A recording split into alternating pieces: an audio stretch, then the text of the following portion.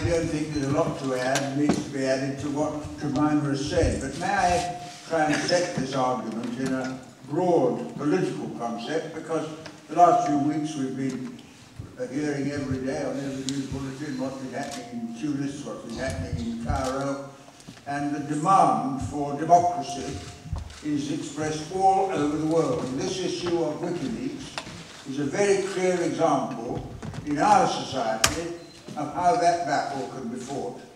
And I say this because dictatorships are as old as time, and the one characteristic of a dictatorship is that they keep everything secret to themselves, and they want to know all about us. They want to bug our phones, hack our internet, check everything we do, and it is only when everybody knows everything that you can have a true democracy, where the people at the top are accountable for what they've done, and the people at the bottom are free from harassment if they campaign for progressive change.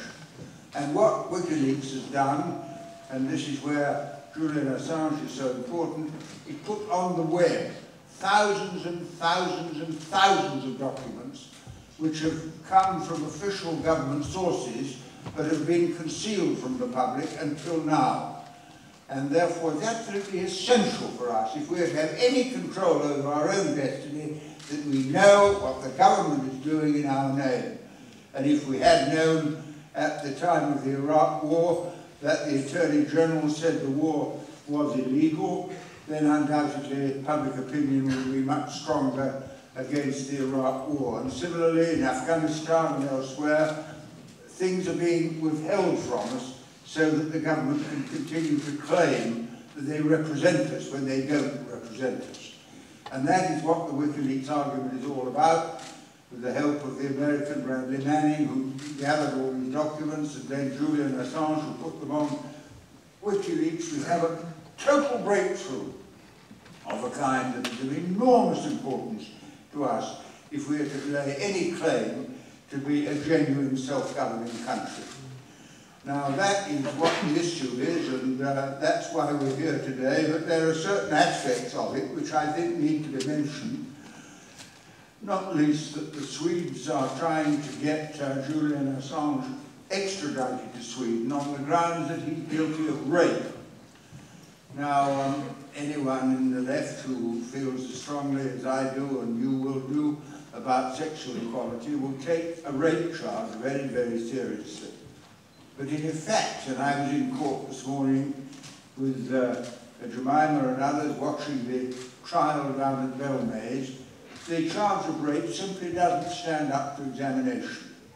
First of all, the charge is that it was a non-consensual relationship.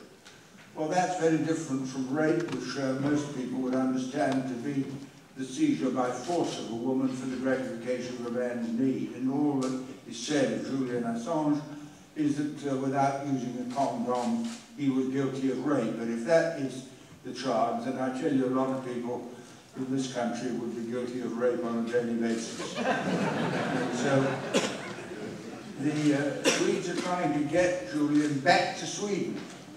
Now, of course, if he goes back to Sweden, then the Americans will go in and get him extradited back to the United States. And like Bradley Manning, who began this work, he could easily be put in solitary confinement and denied a fair trial. And then the whole WikiLeaks story will be ended, and we'll be back to the secrecy that we are protesting against now. So that case is a very, very important case. I don't know whether Julian is here. I heard a rumour he might be coming, but if he is, I think we should all want to express our gratitude to him for what he has done, because he really has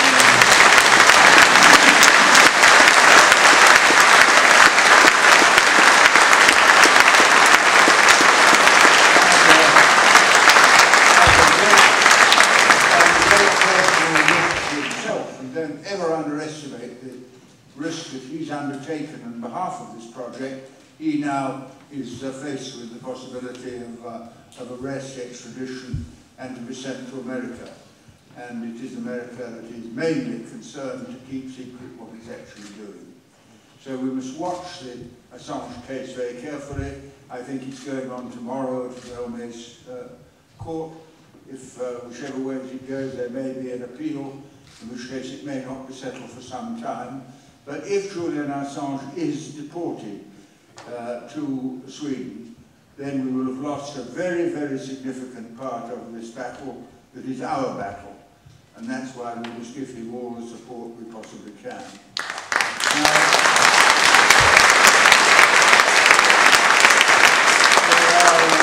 There are a lot of other issues which are more with dealing with how we are free to operate that also comes up, because as I said, it's not just our right to know what the government is doing, but our right to privacy in what we are planning in our political campaigns.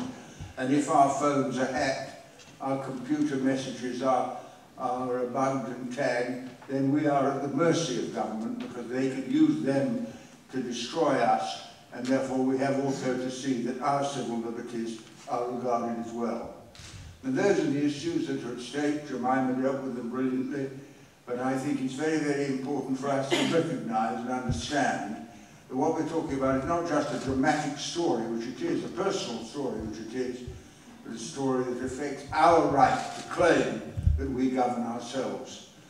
And if Tunis and Egypt can take a stand, then we have to do the same here. So I'm very pleased to hear about the meeting on Saturday in Trafalgar Square, organised by TUC and Amnesty, because that's an opportunity for us to give solidarity to the Egyptian people at a moment when their battle is hanging and we don't yet know which way it's going to go.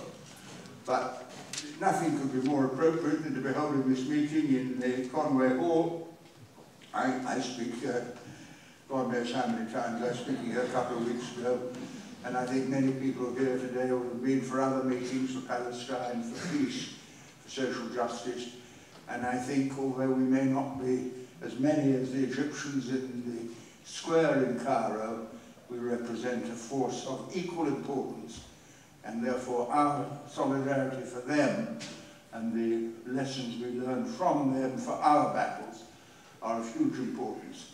And I would like to congratulate all the people who've come here tonight, because by coming to this meeting and talking about it to others when it will be discussed, you're making a really significant contribution to alerting British opinion to the issues that are at stake. So congratulations, and thank you for listening so politely to me. Thank you.